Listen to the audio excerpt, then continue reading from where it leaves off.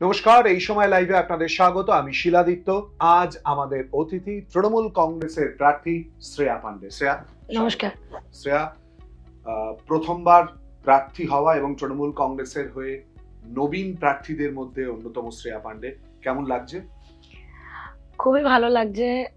দল আমাকে এই অপরচুনিটি দিয়েছে, আমাদের মাননীয় মুখ্যমন্ত্রী মমতা বন্দ্যোপাধ্যায় এবং আমার লিডার অভিষেক বন্দ্যোপাধ্যায় এই জায়গাটায় ওরা আমাকে কেপেবল ভেবেছে যে একটা এত ইম্পর্টেন্ট সিট,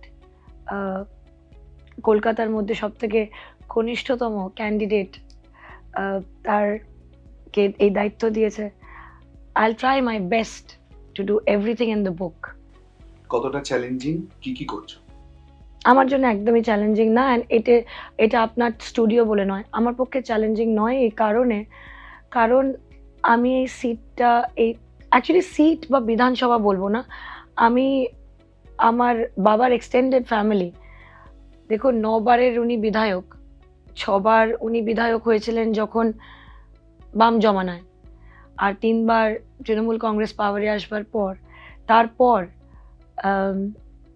আমি খুব কনসিস্টেন্সিটা খেয়াল কিভাবে রেখেছি জানেন? এখানকার মানুষ আমাকে আনকন্ডিশনাল ভালোবাসে এবং তাদের ছোট ছোট কষ্ট, ছোট ছোট দুঃখ, ছোট ছোট চাহিদা, বড় বড় চাহিদা, তাদের কোথাও বাড়িতে আগুন লেগে গেলে সেখানে রাত্রি 3টে অবধি বসে থাকা থেকে শুরু করে কে স্কুলে যাবে কোন সময়, আমার বাবা অনেক কাজ করতেন।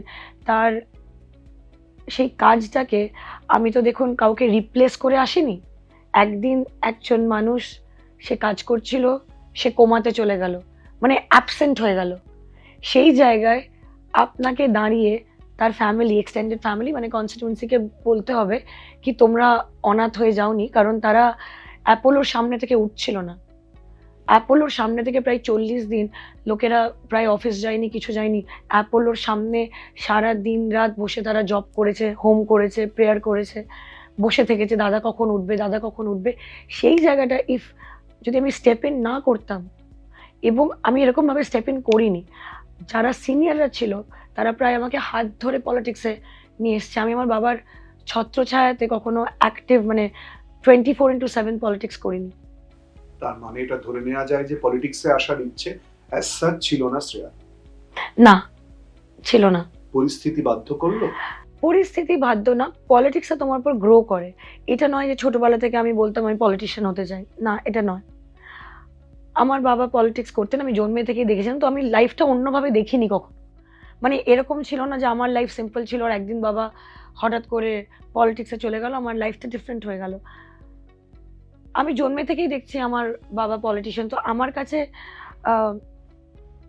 আপনি বলতে পারেন যে বাবা অনেক সময় থাকতেন না, অনেকটা আনঅ্যাভেলেবল থাকতেন, রাত্রিবেলা আসতেন, খুব কম দেখা হতো, প্রায় কথা খুব কম হতো। যখন ইলেকশনের সময় বলতেন আমাকে 2 মাস কেউ ডিস্টার্ব করবে না, আমার মানে he was very disciplined as a politician. 2 মাস কেউ মানে কারোর সঙ্গে কথা বলতো না। আমি তখন ভাবতাম এটা আবার কি লাইফস্টাইল, কি কারোর সঙ্গে কথা বলে না। সকালবেলা উঠতো, ক্যাম্পেনে যেত, যতটা দরকার ততটা কথা বলতো, নিউজ দেখতো, আর কেউ কিছু বললে সেটা হুম করে শুনতো। মানে নর্মাল কোনো কনভারসেশন ইলেকশন সিজনে উনি কোনোদিন করেননি। উনি সারাক্ষণ পলিটিক্যাল কথা বলতেন। আমার যতদূর মনে পড়ে সাধনদা কিন্তু পলিটিক্যালি মজার কথা বলতেন। হ্যাঁ, এবং সিঙ্গুর থেকে নন্দীগ্রাম যত বড় ইস্যু, নানান ক্ষেত্রে সাংবাদিক হিসেবে যতবার কভার করতে গেছি বা প্যানেল ডিসকাশন হয়েছে, ততবারই কিন্তু ঝাঁঝালো বক্তব্য তিনি পেশ করেছেন। সেই জায়গায় ওই পরিবেশটা কি শ্রেয়াকে বাড়তে আরো সাহায্য করলো, যে এই পরিবেশটায় থাকতে আলটিমেটলি একাস্টাম হওয়া, নাকি বাবা কোমায় চলে যাওয়া, 2021 বিধানসভা নির্বাচন, এই পরিপ্রেক্ষিতটা আরো বেশি পরিমাণে হেল্প করলো? দেখুন আমার সঙ্গে আমার বাবার রাজনৈতিক কথা খুবই কম হতো, ইলেকশন ওরিয়েন্টেড কথা হতো। উনি মনে করতেন যে আমি ইলেকশন মেকানিজমটা বুঝি, কারণ কিভাবে বুঝি আমি সেটাও জানি না। মানে আপনি কেন কি শিখে গেলেন, কখন কিভাবে আপনার ব্যাক অফ ইয়োর মাইন্ড আপনি কি শিখছেন এবং কিভাবে আপনি গ্রো করছেন, আপনি যেভাবে দেখুন পরিবেশটা তো রাজনৈতিক, তো আপনি রাজনৈতিক পরিবেশে বড় হলে আপনার রাজনৈতিক একটা সেন্স, যেটা বলে সিক্স সেন্স, রাজনৈতিক একটা সাটল সেন্স, যেটা ব্যাক অফ ইয়োর মাইন্ড, আপনি হয়তো অ্যাক্টিভলি শুনছেন না কিন্তু প্যাসিভলি আপনি সব কিছু শুনছেন। তো আপনি জানেন কি হচ্ছে, আপনি ধরুন ইন্টারেস্টেড বা না ইন্টারেস্টেড। আমি যদি আপনার সামনে কারোর সঙ্গে রাজনৈতিক ডিসকাশন সবসময় করি, এটা নয় যে আপনি তার মধ্যে ইন্টারেস্টেড হবেন বা ওই টেবিলের মধ্যে বসে শুনবেন, কিন্তু আপনার কানটা যেহেতু খোলা আর আপনি শিক্ষিত, তো আপনার কানে জিনিস যাবে, আপনি শুনতে থাকবেন, জানতে থাকবেন, বুঝতে থাকবেন।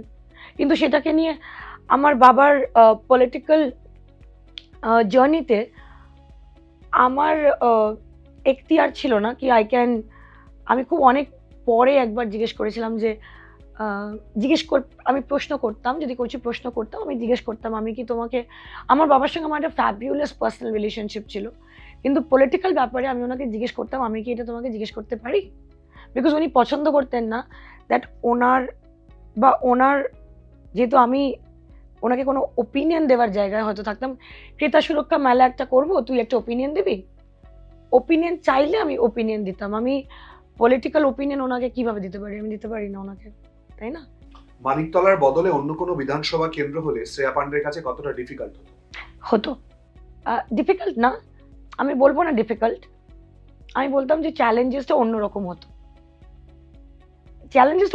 হতো, মানিকতলা বাদে যদি কলকাতার বাইরে কোথাও হতো, তাহলে তার every seat comes with its own challenge, everything. আপনি যারা যারা আজকে যেখানে যেখানে লড়ছে, সব, অনেকে নিজের সিটে লড়ছে, অনেকে সিটের বাইরে লড়ছে, অনেকে অন্য জায়গায় লড়ছে, সবার জন্যে ইলেকশন ইজ চ্যালেঞ্জিং। মানে শ্রেয়া পান্ডের কাছে মানিকতলা কি কোথাও তাহলে অ্যাডভান্টেজ হয়ে দাও? অফকোর্স, 100% আমার কাছে অ্যাডভান্টেজ, আর সেটাকে নিয়ে আমি কোনো ডিনায়াবিলিটি করবো না। এখানে প্রত্যেকটি ব্যক্তি যারা মানিকতলায় আছে তারা আমার সঙ্গে, মানে তারা আমাকে ষাট ষাট মা দুর্গা দুর্গা, এই ভালোবাসা যেটা আমি পেয়ে থাকি, যেটা আমি বাবার সঙ্গেও ক্যাম্পেনিং করে করে পেয়েছি এবং বিভিন্ন সময় প্রোগ্রামে গিয়ে গিয়ে পেয়েছি, আমি ওদের সামনে বড় হয়েছি। আজকে একটা শাড়ি পরে, দলের একটা ব্যাজ পরে আমি হয়তো ওদের সামনে আছি, কিন্তু আমি তাদের সামনে ফ্রক পরে ধরে একটা আইসক্রিম, বাবা যখন স্টেজে থাকতো তখন বলতো ওকে একটু সামলা।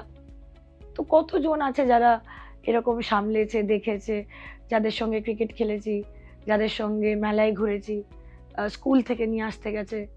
তো অফকোর্স অ্যাডভান্টেজের জায়গায় আছি, কারণ আমি আমার জায়গায় লড়ছি। শ্রেয়া, মানিকতলাকে কেন্দ্র করে নিশ্চয়ই অনেক স্বপ্ন রয়েছে, অনেক প্রজেক্ট রয়েছে, আমরা জানার চেষ্টা করব, কিন্তু পলিটিক্স কি এতই সহজ যে মানিকতলা নিজের সহজ কেন্দ্রের জায়গায় ক্যান্ডিডেট হয়েছে বলে প্রতিপক্ষ জায়গাটাকে ছেড়ে দেবে, এটা কি মনে হয় আদৌ? প্রতিপক্ষটা কে? প্রতিটি পক্ষ আমার পক্ষে। আপনি দেখবেন বিরোধী ক্যান্ডিডেট আমার পক্ষেই কথা বলছে যে ও আমার মেয়ে। একটা ক্যান্ডিডেট, বিরোধী পক্ষের ক্যান্ডিডেট যদি আমাকে বলছে আমি তার মেয়ে, আমি তাকে আমার প্রতিপক্ষ ভাববো? এই অডাসিটি আমার নেই, এই শিক্ষা আমার নেই। যদি আপনি বলেন যে একজন তোমাকে মেয়ে বলছে, ভাইজি বলছে, মেয়ে আর ভাইজি লড়াই করবার জায়গায় কখনো থাকে? বাবা মেয়ের কি কখনো বা কাকা ভাইজির কি কখনো লড়াই হয়? আর বাবা মেয়ের যদি লড়াই হয়, কাকা ভাইজির যখন লড়াই হয়, তো আপনি বলুন কে জেতে? না, কিন্তু সেক্ষেত্রে এটা যেমন একটা শিক্ষা, একটা দিক রয়েছে, অবশ্যই গ্রহণযোগ্য, কিন্তু তার পাশাপাশি রাজনৈতিক লড়াই তো চলছে। বিজেপির ক্যান্ডিডেট অর্থাৎ তাপস রায় অবশ্যই করে তো প্রতিপক্ষ, সেই প্রতিপক্ষ জায়গায় তারও তো অনেক চেনা গণ্ডি রয়েছে, সেই চেনা গণ্ডি থেকে সে তো লড়াইয়ের চেষ্টা করবে। আফটার অল তৃণমূল কংগ্রেসের টিকিটে শ্রেয়া পান্ডে লড়ছে। তিনি চেনা গণ্ডিতে লড়ছে, আমার ফ্যামিলি মেম্বাররা সেই লড়াইটা লড়ছে। আপনি চেনা গণ্ডি, চেনা লোক, চেনা মানুষ আর ফ্যামিলি আলাদা হয়। পুরো মানিকতলা ফ্যামিলি, অফকোর্স। আমি 100টা লোক ভোট দেবে তৃণমূল কংগ্রেসকে, 180টা লোক ভোট দেবে আমায়। আপনি রেজাল্ট দেখে নেবেন, একদম ভোট পেয়ে মেলাবো। আপনি মেলাবেন, আমি আপনাকে বলছি। দেখুন, আপনাকে আমি বোঝাতে পারছি না যে ধরনের ভালোবাসা, যে ধরনের সমর্থন, যে ধরনের পরিবেশ, যে ধরনের আশীর্বাদ, যে ধরনের সমর্থন আমি সঙ্গে নিয়ে যাচ্ছি, এই রাস্তাটা চলছি, আমি প্রতিপক্ষ দেখতে পাচ্ছি না। আমার উল্টো দিকের ক্যান্ডিডেটও আমাকে সাপোর্ট করছে মেয়ে বলে। আপনি বারবার একটা নবাগত ক্যান্ডিডেটকে বোঝাচ্ছেন কি তোমার এগেনস্টে, তোমার এগেনস্টে, তোমার এগেনস্টে। আমি কত পজিটিভলি আপনাকে বলছি যে সবাই আমার ফরে, আপনি বিশ্বাসই করছেন না, আপনি বিশ্বাসই করছেন না। আমার নামটা তো আগে বেরিয়েছিল। আর এটা নয় যে তাপস রায় সাডেনলি আমার কাকা, তাই না? উনি আমার মাকে বাপের বাড়ি আনতে যেতেন, দিতে যেতেন। देवर, मम्मी का देवर है, पापा का भाई है, मेरा काका है। কি বলছেন? আরে উনি বসে আমাকে ওয়ালনাট কেক সালদানা বেকারি থেকে খাওয়া শিখিয়েছে। অর্ধেক ওনাকে কেউ দিয়ে যেত, সেই কেকটা কেটে কেটে একজনের বাড়ি, মানে এই যে আপনার সামনে পাটা এরম ভাবে বসে আছি, ওনার অফিসে উল্টে এই চেয়ারটার মধ্যে পাটা তুলে বসে কেকগুলো খেয়ে এসেছি। কি করে ভুলবো? লাস্ট মেসেজও হলো কি তুই কবে বাড়ি আসবি। তো ওনার বাড়ি তো যাবো। শ্রেয়া কাকে ভোট দেবে? নিজেকে। তাপসদা সম্পর্কে যা যা কথা শুনছি সেই জন্যই এই প্রশ্নটা খুব স্বাভাবিকভাবে চলে নিজেকে। আসছে।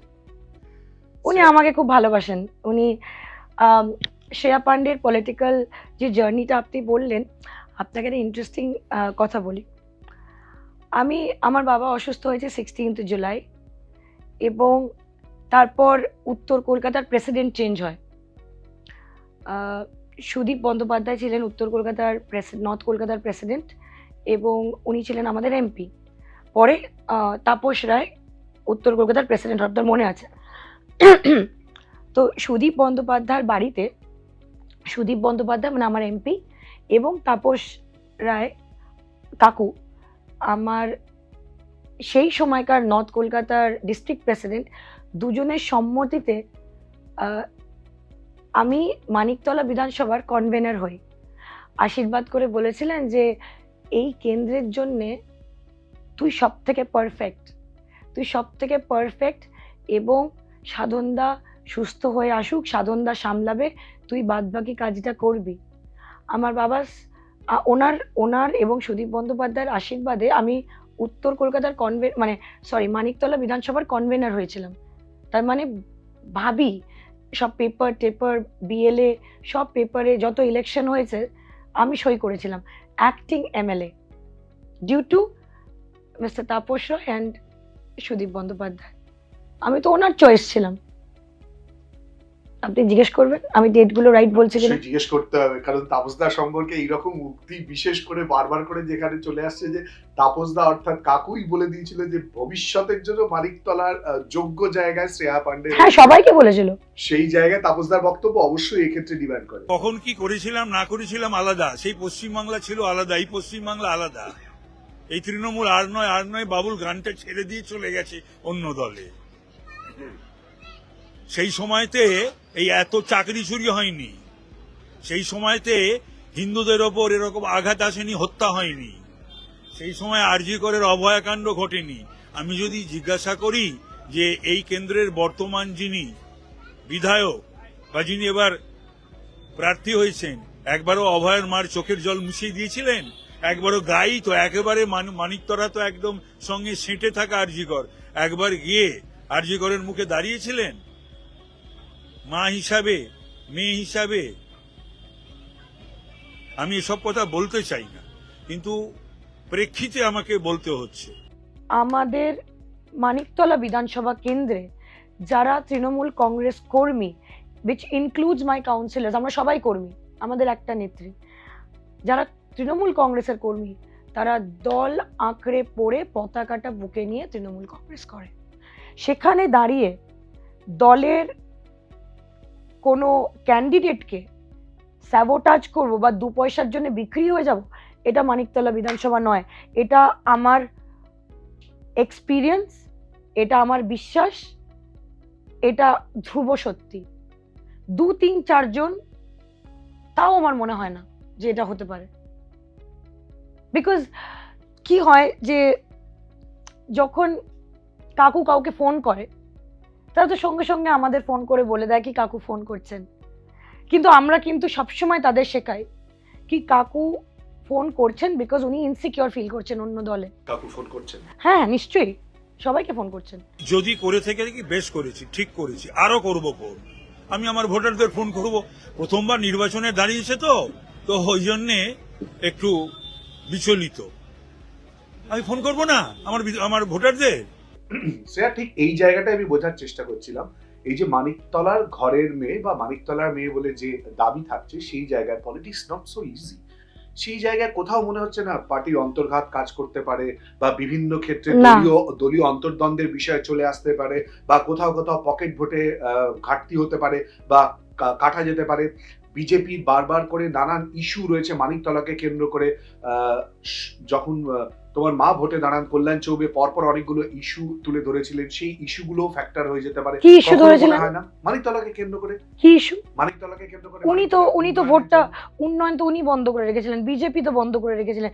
কল্যাণ চৌবে আমাদের এরিয়াতে এখন ঘুরছে, ও যত ঘুরবে আমার ভোট বাড়বে। কল্যাণ চৌবে একটা কোমা পেশেন্টের এগেনস্টে কেস করে, এবং আমি অন রেকর্ড বলছি যে কোমা পেশেন্টের এগেনস্টে উনি কেস করেন, এবং সেই কেসটা আমি লড়ে জিতি। উনি বলছিলেন যে মানিকতলা বিধানসভা সাধন পান্ডে জেতেনি, উনি জিতেছেন। উনি এমন সময় কেসটা করেন যে সময় উনি জানেন, বিকজ মিডিয়াতে বেরিয়েছিল that Sadhan Pande is in coma, তো তখন উনি কেসটা করেন এবং কেসটা আমরা লড়ি, এবং এটা প্রেসিডেন্ট সেট হয় কি যে ক্যান্ডিডেট যদি না থাকে তাহলে তার জায়গায় কি একটা রুল হয়, সেটা নতুন একটা প্রেসিডেন্ট আসে কি তখন সেখানে ইলেকশন করা যায়। এই প্রেসিডেন্টটা তো সুপ্রিম কোর্টে আমার এই মানিকতলার কেস থেকে সেট হয়েছে। এই প্রেসিডেন্ট তো আমার লয়ার অ্যাকুই ল এটা সেট করেছে। পরপর অনেকগুলো মানে তিনটের বেশি বোধহয় বিষয় চলে এসছে, শুধুমাত্র শ্রেয়ার কাকুকে অর্থাৎ তাপস দাকে এই প্রশ্নগুলো করতে হবে। সেই প্রশ্নগুলো নিয়েই নিশ্চয়ই আমাদের ইন্টারভিউটা কমপ্লিট করতে পারবো, না হলে নয়। এবার একটু মায়ের প্রসঙ্গে আসি। শক্তি পান্ডে যখন প্রার্থী হয়েছিলেন তখন আমরা প্রচারে শ্রেয়া পান্ডেকে দেখতে পাইনি। আজ মা কি বলছেন? আশীর্বাদ করছেন। আমার মা আমার এক্সিস্টেন্সের রিজন, আমার ফ্যামিলির ব্যাকবোন, আমার স্ট্রেংথ। আমার মা আমাকে খুব খুব ভালোবাসে। সবার মাই সবাইকে খুব ভালোবাসে, কিন্তু আমার মা অন্য মায়ের, সবার মাই বলে, সবাই বলে আমার মা ডিফারেন্ট, কিন্তু আমার মা আমার অত্যন্ত খেয়াল রাখে, অত্যন্ত ভালোবাসে, সবসময় ভালো সাজেশন দেয়। আমার মধ্যে যতটা ভালো সেটা ডিরেক্টলি ইনফ্লুয়েন্সড বাই আমার মা আর বাবা। আর বাদ বাকিটা যদি আমার মধ্যে কোনো কিছু ভুল থাকে সেটা পুরোটাই আমি। আর আমার মধ্যে যতটা ভালো আমার বাবা এবং মা মিলে। শ্রেয়া দীর্ঘদিন ধরে রাজনীতির জগতে আসার আগে দীর্ঘদিন নানান সামাজিক কাজের সঙ্গে যুক্ত ছিলে। তুমি একটু আগেই বলছিলে যে রাজনীতিতে আসবে এটা কখনো ভাবিনি, না, সেটা পরিস্থিতি তৈরি হয়েছিল বা সেই পরিবেশের মধ্যে দিয়ে বড় হয়েছিল, এটাও একটা ফ্যাক্ট। এই যে সামাজিক কর্মকাণ্ডের সঙ্গে যুক্ত ছিলে বা আছো, এটা কেন? আমার খুব ভালো লাগে। আমার খুব ভালো লাগে, মানে আমি ছোটবেলা থেকে সোশ্যাল ওয়ার্ক করতে খুব ভালোবাসি। যখন কোভিড হয়েছিল আমি বাবাকে জিজ্ঞেস করেছিলাম, আমি তখন বম্বেতে ছিলাম, যে আমি কি করতে পারি। বলেছিল আমার কনস্টিটিউয়েন্সিতে ভ্যাকসিন পাওয়া যাচ্ছে না, তুই একটু দেখবি। পুনের একটা কোম্পানি যারা ভ্যাকসিন বানায় তাদের সঙ্গে আমার সম্পর্ক ভালো, তাই তাদের সঙ্গে কথা বলে আমি প্রায় 10,000 জনকে কনস্টিটিউয়েন্সির বিভিন্ন জায়গায় আমি কোভিড ভ্যাকসিন দিয়েছিলাম। আমি ক্যান্সার প্রিভেনশন ক্যাম্প করি, specially cancer prevention camp, cancer নিয়ে আমি খুব কাজ করি। সব ক্যান্সার পেশেন্টদের জন্য ক্যান্সার স্ক্রিনিং করাই, হার্ট যারা ছোটরা আছে। মেডিকেল ক্যাম্প কি হয়, আমি অ্যানুয়াল ব্লাড টেস্ট করাই সবার কোনো ধরনের টেস্ট নয়, ওই চক্ষু পরীক্ষা সবাই করে, একটু ব্লাড সুগার লেভেল সবাই দেখে দেয়, আমি ওটা করি না। আমি করে দিই যেটা এক্সপেন্সিভ, সেটা হলো যে অ্যানুয়াল ব্লাড টেস্ট। একটা লোকের আপনি জিজ্ঞেস করবেন, এই অনেক জার্নালিস্ট এমন আছে, আর নির্বিশেষে শুধু কারণ নয়, অনেকে হয়তো জানেন তো আপার মিডল ক্লাসটা শুধু একটা নাম, blood test is expensive for everybody, একটা annual blood test is expensive for everybody. ওই অ্যানুয়াল ব্লাড টেস্টটা লোককে ধরে ধরে আমি খালি পেটে এসো, মাইকিং করে যে তোমরা 12 ঘন্টা ফাস্টিংয়ে এসো, ফাস্টিং সুগার থেকে শুরু করে সব কিছু, মানে ইউরিক অ্যাসিড থেকে শুরু করে মানে সব কিছু ব্লাড টেস্ট আমি করি। শ্রেয়া পান্ডে এরকম অনেক কিছু আছে কিন্তু ফুল টাইম পলিটিশিয়ান হয়ে গেল। আমি ফুল টাইম পলিটিশিয়ান হয়ে গেছি কিনা জানি না, কিন্তু আমি full time social worker, full time. এবারে একটু অন্য প্রসঙ্গে আসি। বাইপাসে কোনো কারোর অ্যাক্সিডেন্ট হলে শ্রেয়া পান্ডে কিন্তু গাড়ি নিয়ে, আর এটা 1 বার 2 বার 12 বার 10 বার 20 বার নয়, 30-40 বারের বেশি। আর এটা শ্রেয়া পান্ডে এখন থেকে নয়, বাইপাসে এখনো কোনো অ্যাক্সিডেন্ট হলে শ্রেয়া পান্ডে কিন্তু নিজে গাড়ি চালিয়ে গিয়ে তাকে তুলে নিয়ে কিন্তু একটা ইমার্জেন্সিতে ভর্তি করে। আর এটা শ্রেয়া পান্ডে কিন্তু যখন 12 বছর ছিল, একটা ফুচকাওয়ালার মেয়ে রাস্তায় পড়েছিল, জানতাম না যে কি করতে হয়, বাবা সাদা অ্যাম্বাসেডার ছিল, এবং সেই মেয়েটাকে কোনোভাবে আমি আর এবং আমার ড্রাইভার তো ভয়ে মরে যাচ্ছিল যে ওকে হয়তো বলতে হবে যে এটা ও কিছু করেনি, এটা অন্য ট্যাক্সি মেরে দিয়ে চলে গেছিলো। আমি গাড়ি থেকে নেমে বাচ্চাটাকে আমার গাড়িতে তুলে, এবং আমার পুরো অ্যাম্বাসেডারটা পুরো দেখলাম রক্তে ভরে গেল, তাকে নিয়ে গিয়ে ইএসআইতে নিয়ে গেছি। ওখানে পুলিশ বলছে, আলাম প্লিজ প্লিজ আঙ্কেল একে ভর্তি করুন, এর অ্যাক্সিডেন্ট হয়েছে। বলছে আপনি পুলিশকে বলেছেন? আমি তো কিছু চিনি না। সামনে ট্রাফিক গার্ডের দাদা ছিল, তাকে আমি কি বলছিলাম, শুনুন এক্সকিউজ মি, আমি সাধন পান্ডের মেয়ে, এনার একটু এটা হয়েছে, আপনি একটু হেল্প করবেন, একে প্লিজ একটু ভর্তি করে দিন। এইভাবে নিয়ে গিয়ে আমি ভর্তি করেছি লোককে। আমি শুনলাম ইলেকশন কমিশন খুব চিন্তায় রয়েছে। হ্যাঁ, পরপর ফ্লোরে নাকি শ্রেয়া দৌড়ে দৌড়ে চলে যাচ্ছে।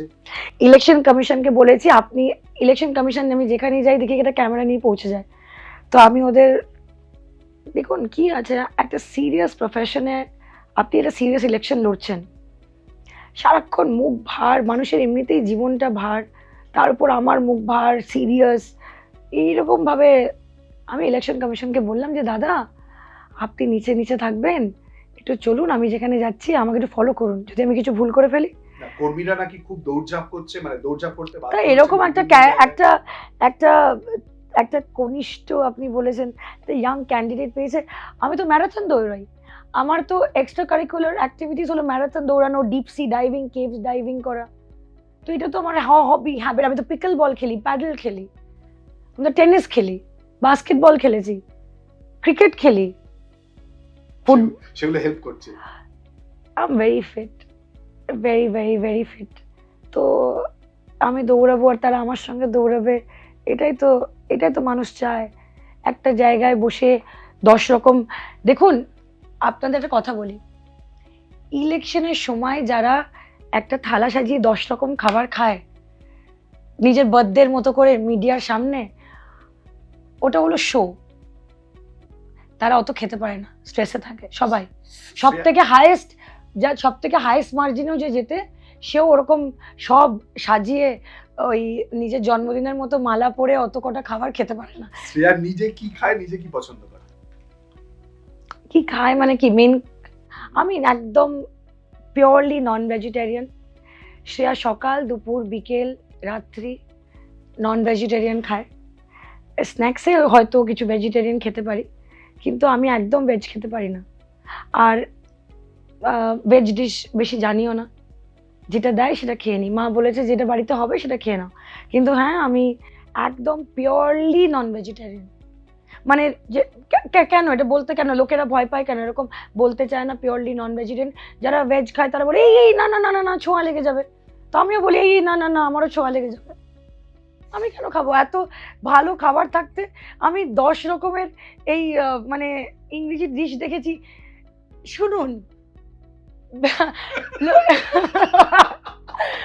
শুনুন লোকে খায় একটা, আমরা খাই দই বেগুন, ঠিক আছে সাইড ডিশ, কিন্তু ভেজ যারা খায়, আমি তাদের রেসপেক্ট নিয়ে কথা বলছি, এগ প্লান্টকে মানে বেগুনকে তারা মেইন কোর্স হিসেবে কি করে খায়, মানে এটা আমি এখনো বুঝতে পারিনি। মানে ব্যাঙ্গন ভর্তা can be a side course, একদিন হলো ঠিক আছে, সপ্তাহে একদিন হলো খেয়ে নিলাম, কিন্তু সেটা মেইন কোর্স, আর ভিন্ডিটা মেইন কোর্স, আলু আর মানে এটা মেন কোর্স।